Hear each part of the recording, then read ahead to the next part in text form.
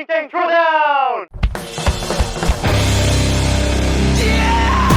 This week's Throwdown is a revamp of Throwdown 25. For time, a buy-in of 24 double dumbbell devil's press, 20 cal echo bike, 150 double unders, 40 cal echo, 75 double unders, 75 crossover single unders, 60 cal echo, 150 crossover single unders. Our demo athlete this week is Lisa Coolidge. All right, Training Think Tank fam. My name is Lisa. I'm going to be doing Throwdown number 313 today. My coach is Kyle Habdo. If you guys have any complaints or criticisms on my execution of this workout, you can send those directly to Kyle at Training Think Tank. My strategy for this workout today is I'm going to be doing 4s on the devil's press with a quick break, probably 5 to 10 seconds. For the echo bike, I'm going to hold a 62 to a 65 RPM the whole time. And then for the double unders, I've been working on my capacity there, so I'm going to try to do 50 reps at a time there with a quick break. And then crossovers, just kind of play those by ear. I don't do them a whole lot, so those will just be going by feel. Yeah, I think that's it. See you on the other side. Lisa. I like that introduction of first throwing you under the bus. If anything goes wrong, this is on you now. Yeah, it's a good way to take some personal responsibility, you know? That's actually a joke between her and I, which is why she said that. So anyway, yeah, I coach Lisa. We've been working together for over a year now. She is on the smaller side, and just means that strength is her weakness. She's actually really good on the echo bike. She's actually pretty powerful. I'm going to forget her echo bike 10-minute test, but it was like 152 cals, which is pretty impressive for how small she is. We've been spending a lot of time on strength work. We don't really do a whole lot of conditioning. Like she did mention, we have been working a lot on her double under technique and efficiency. It was her arm would trail away from her body and she would start to pike really hard. So we've been working really hard on that. So I'm interested to see, does she hold the 50s and how does that go for her? Right away, I love that she's doing a dip under. I think this is super smart if you are strength limited, which because she's breaking these up like this, and you said, obviously this is a bottleneck movement for her. It's a way to not blow your shoulders up going into a lot of jumping or jump rope. So if you haven't played around with this technique and I'd say even if you're like moderately strong, it's super helpful and it makes your shoulders last way longer in dumbbell cycling. I'm going to start saying that. I'm not weak, I'm strength limited.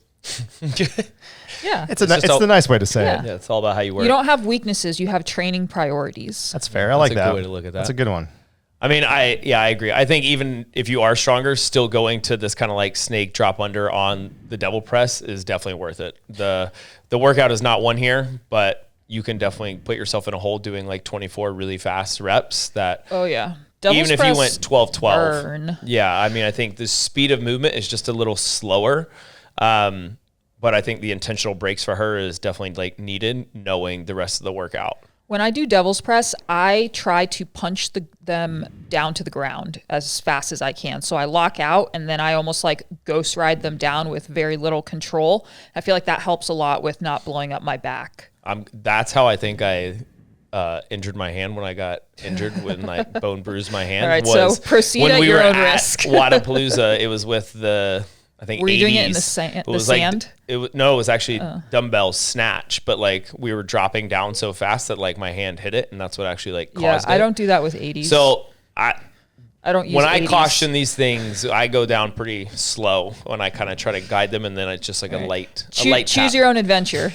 Ooh, there it is. There's obviously a couple of ways to like get the dumbbells to the floor, right? It's either like punching it straight to the ground, kind of like she's doing here, or you could kettlebell swing them back through your legs and then place them onto the ground.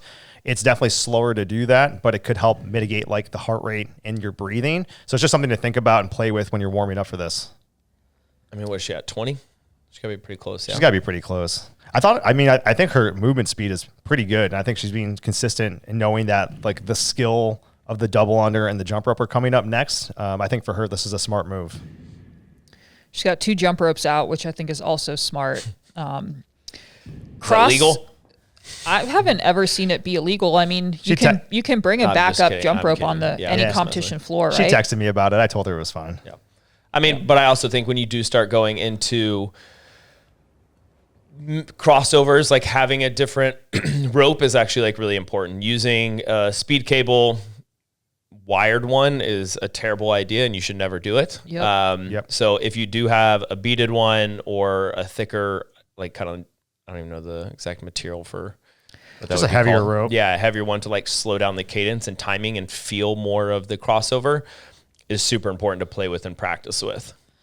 All right, so let's see how she does. She says she wanted to try to hold 50s. Let's see, look at her positioning and efficiency here and see how she... Yeah. I mean, I remember when she was on site, this was something she was working a ton on. Every taking, week. Like any of it. Oh, look at that. Right I mean, into it. Those already look 10 times better than, I mean, what she was at here when she was going over those. So great job. So Kyle, what are some of the drills you've had her do to improve on these? Okay, so for her arms would trail away from her body. So instead of it being like this tight box around her hips, they would go out super wide laterally. So we worked on speed balls and trying to keep her hands nice and tight to her hips. She would film herself so she could actually watch herself in real time to know if she was doing that or not.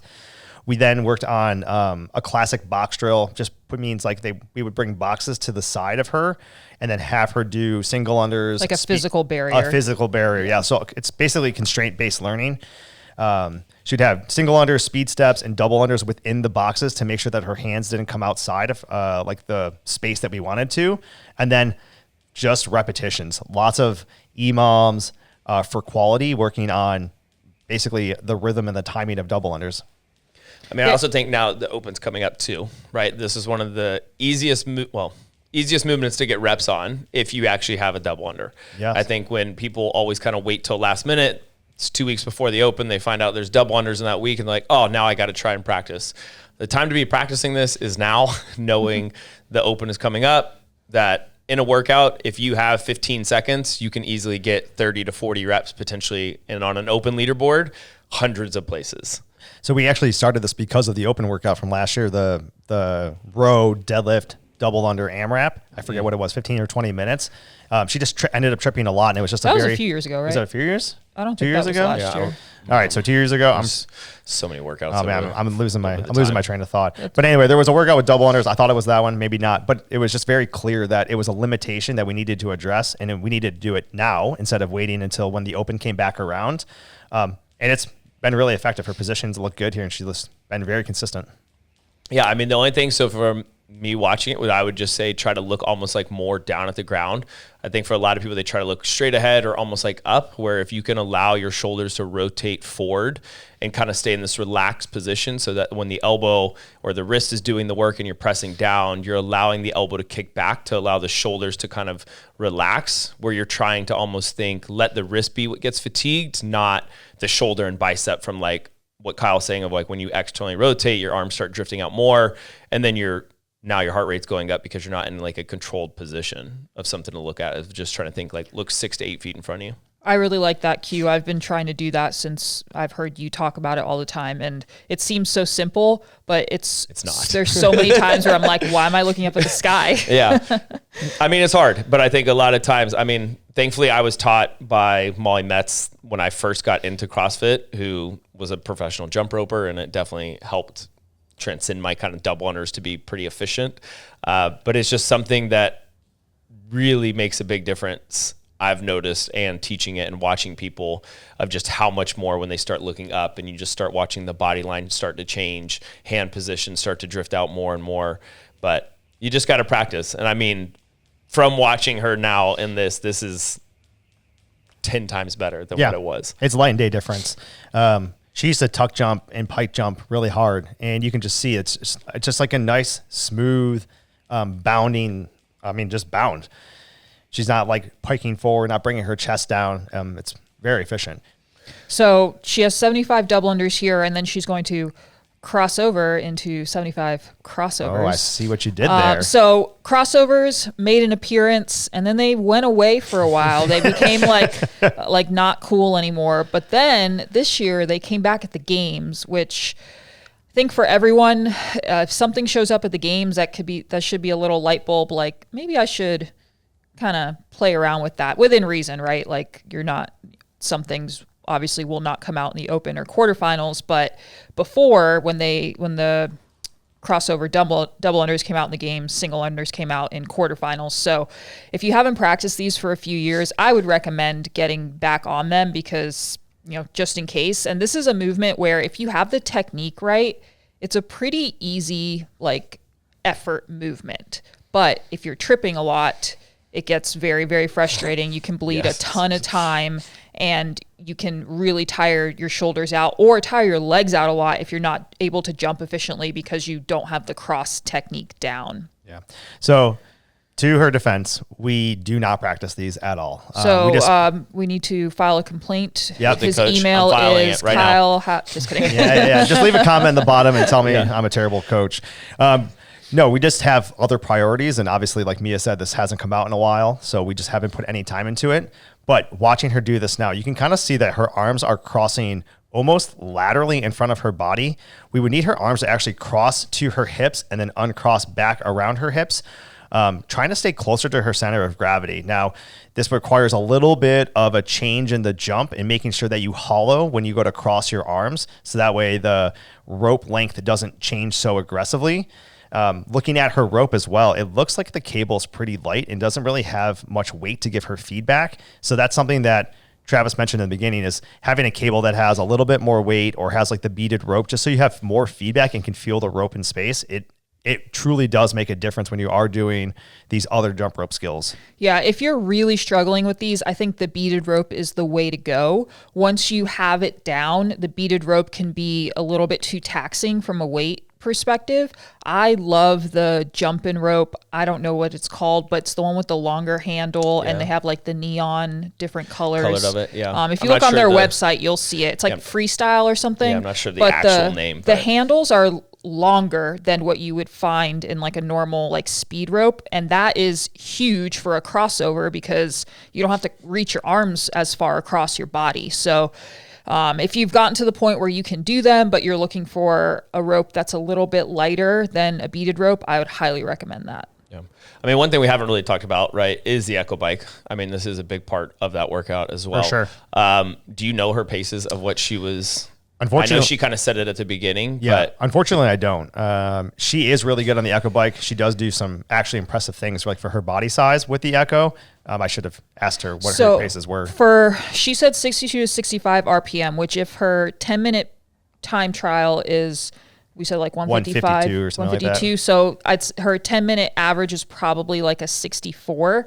So I think that's a little bit maybe over. The 62 would make sense, but closer to 65 is probably a little bit overreaching for people to think that they can hold their 10-minute pace on this workout with all the jumping. I'd say maybe pull back 1 to 2 RPMs from what you would hold in a 10-minute time trial is a good starting point. Yeah, I mean, I would think that, or almost negative splitting kind of thought, or I would do almost the opposite of that first round. I would try to start a little faster, just knowing going into the double under, I'm a little more comfortable, where getting into the crossover to me is a lot harder and just focus because we don't practice it as much. Yeah, it's just more skillful. Almost backing off. And of course the calories are going up. So trying to back off just a tad from that, where I agree with me at a little less than your 10-minute test from that. Yeah, those earlier sets that are so short, I mean, if you are really good at double unders, then I think it's okay to push that a little bit more. But I would definitely proceed with caution, because if you start tripping a lot on double unders and you don't have the efficiency, or when you get to the crossovers, if you're so tired that you can't coordinate the movement, you're going to bleed so much time. Yeah, just like we mentioned in the beginning with the double presses, you could easily blow yourself up by going too fast. Oh yeah, I forgot. Same is true of the Echo Bike. I forgot you started with the devil's press. Never mind. Don't go hot on the Echo Bike at all. Yeah, you could just blow yourself up really quickly trying to go too fast on the Echo. So while it is a major component of this, you have to be just intelligent about how hard you're willing to push that. Yeah, because you have that ascending calorie, if you get to that last set and you are dead, and even if you fall off 5 RPMs from when you started, that's so much time you're going to lose. Yep. I mean, I think if you can hold unbroken sets on the jump rope, you can make up a lot of time of that to be able to like use that as a cushion of like being able to. Yeah, I think that's a Travis strategy. Yeah, I mean, it's a great strategy, you know? No, but I mean, I think there because definitely you're are elite. people that like, they just pick up crossovers and it's way easier for them to just do. And then you just like, and it looks like they're not even trying and doing anything. And right, like these couple misses that she keeps taking like here and there, like that's a 7 to 8 second break every single time to start over, right? Like you do that 10 total times in that, you're at 80 seconds of just rest from like having a trip. Where I think definitely when you're warming up and getting ready, you're like really practicing and getting those positions set. And we're done. Oh, double Way to thumbs go. up. All Good right. job. Good